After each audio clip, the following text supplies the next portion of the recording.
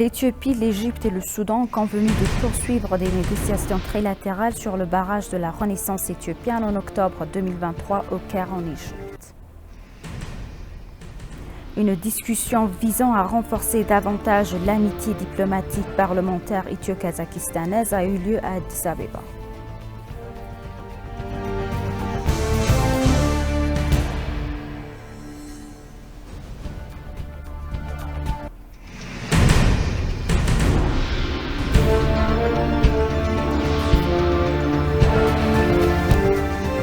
Bienvenue chers téléspectateurs, c'est Aline Taïbaro avec le journal du 26 septembre.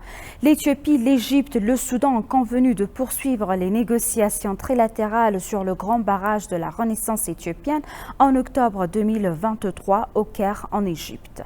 L'Éthiopie a accueilli le deuxième cycle de négociations trilatérales entre l'Éthiopie, le Soudan et l'Égypte les 23 et 24 septembre 2023. Ce cycle des pourparlers a débuté avec un optimisme quant au progrès réalisé à la réduction des divergences sur les questions en suspens. Les trois pays ont pu progresser dans l'identification des questions de convergence possibles. Il a en outre été convenu de poursuivre les négociations trilatérales en octobre 2023 au Caire en Égypte. La partie égyptienne a adopté une position qui porte atteinte à l'accord sur la déclaration de principe de 2015. Il est regrettable que l'insistance persistante de l'Égypte sur le maintien d'un traité d'exclusion fondé sur l'ère coloniale d'une utilisation monopolistique et d'un quota d'eau autoproclamé ait empêché des progrès substantiels dans les négociations, a déclaré le ministère. L'Éthiopie maintient que l'objectif des négociations trilatérales en cours est de finaliser les lignes directrices et les règles relatives au premier remplissage et à l'exploitation annuelle du grand barrage qui garantissent les droits de l'Éthiopie et répondent aux préoccupations légitimes des pays en aval. L'Éthiopie poursuivra son engagement pour parvenir à un résultat gagnant-gagnant grâce au processus trilatéral en cours.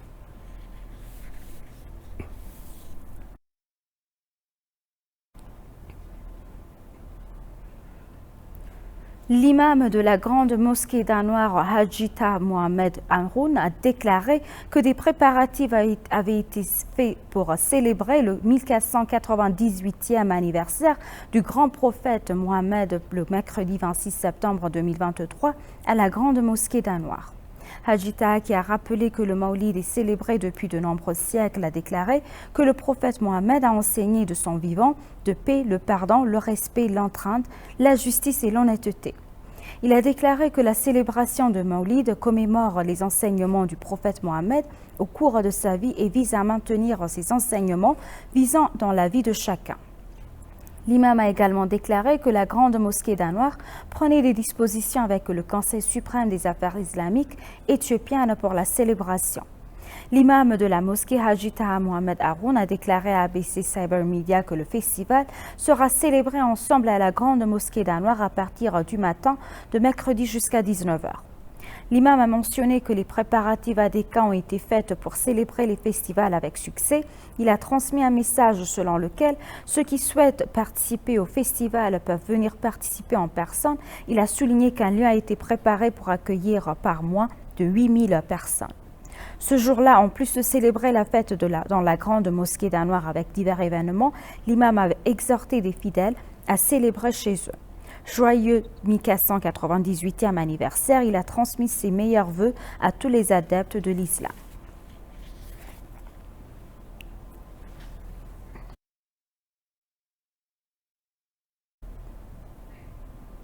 Selon le chef du département de promotion du tourisme intérieur au ministère du Tourisme, le mois de septembre est le nouvel an l'une des bénédictions qui accompagne un fort flux de touristes.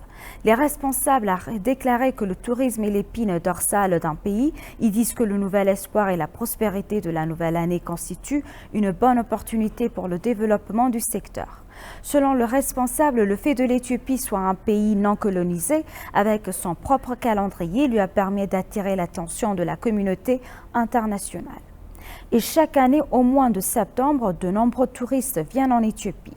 Ato Binyam a également déclaré que le ministère du Tourisme fait beaucoup de choses pour inciter les touristes à visiter les ressources naturelles, culturelles et historiques du pays lorsqu'ils viennent en Éthiopie.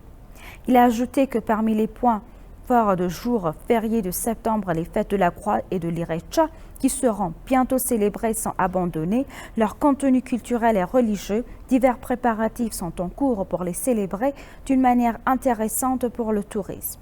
Binyam a déclaré que ces jours fériés offrent de grandes opportunités pour le développement du secteur touristique. Le ministère invite les touristes et les préparatifs complets ont été faits pour l'accueil.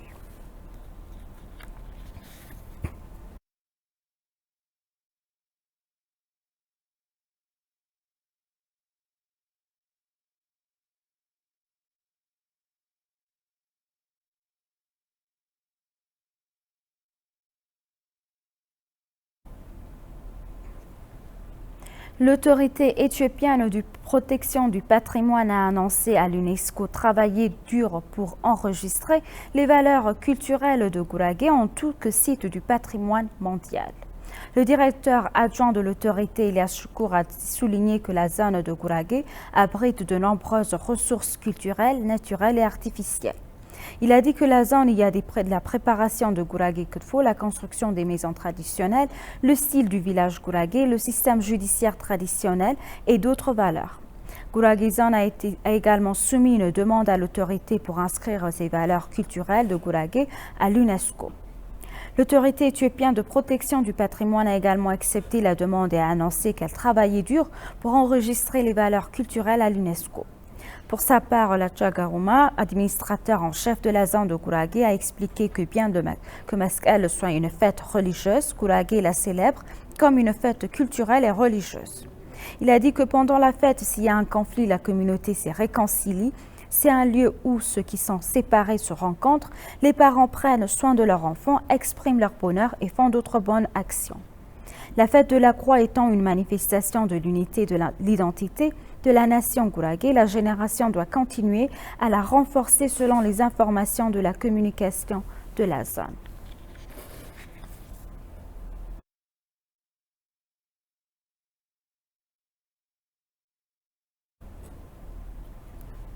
Une discussion visant à renforcer davantage l'amitié diplomatique parlementaire éthio-kazakistanaise a eu lieu à Addis Abeba. À la Chambre des représentants du peuple, le groupe d'amitié parlementaire Éthio-Kazakhstan a consulté l'ambassadeur du Kazakhstan en Éthiopie. Selon le président du groupe, Betalem Laga, lors de la discussion des relations bilatérales des pays devraient continuer à être renforcées dans les domaines de l'éducation, du tourisme, de la procédure parlementaire et de la diplomatie ainsi que dans d'autres domaines connexes. L'ambassadeur du Kazakhstan a confirmé qu'il travaillerait à un renforcement des relations entre les deux pays. Ils ont notamment souligné la nécessité de travailler en coopération et d'échanger des expériences en matière de diplomatie multilatérale. Les informations du Conseil indiquent que les relations diplomatiques entre l'Éthiopie et le Kazakhstan ont été établies le 5 septembre 2011.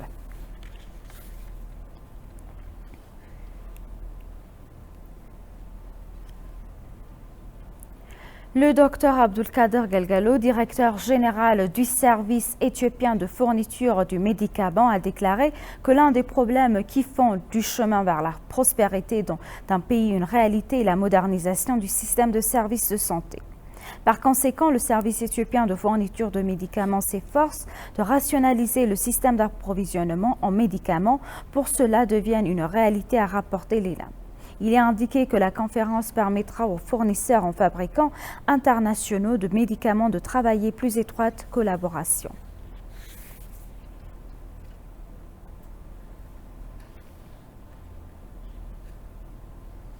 Le deuxième forum de l'Alliance des universités entrepreneuriales en Afrique se tiendra à Addis Abeba les 10 et 11 octobre 2023. Le thème du forum est faire progresser l'entrepreneuriat à l'éducation avec un accent particulier sur vers 1 million de startups et 100 milliards de dollars de revenus en décennie. Le premier forum de l'Alliance des universités entrepreneuriales s'est tenu en décembre 2022 et s'est penché sur la promotion de l'entrepreneuriat par l'éducation pour une reprise plus forte. Le deuxième forum explorera les actions, mécanismes, politiques et stratégies nécessaires pour permettre aux universités africaines d'inspirer leur communauté des chercheurs, d'étudiants et d'autres personnels à générer 1 million de startups et 100 milliards de dollars de revenus.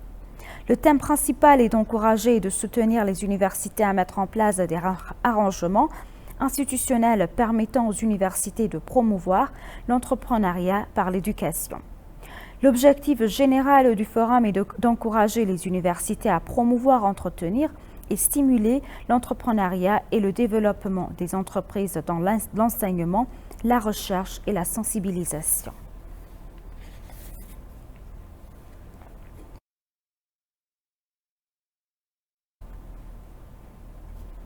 Et pour conclure le journal, le conseil d'administration de la Banque africaine de développement et le responsable du ministère de l'Agriculture en échangent leurs points de vue sur les moyens de renforcer davantage le partenariat de développement et à la coopération dans le secteur de l'agricole. Les responsables du ministère ont informé les membres de la délégation des activités de développement menées en Éthiopie dans les domaines des projets d'irrigation, du blé, du développement de l'élevage, de la Green Legacy Initiative et d'autres projets connexes. La discussion a porté sur les moyens de renforcer le soutien fourni par la banque aux activités de développement agricole en Éthiopie. Les deux parties ont également échangé des points de vue afin de renforcer davantage les projets de développement agricole lancés avec le soutien de la banque, selon le ministère de l'Agriculture.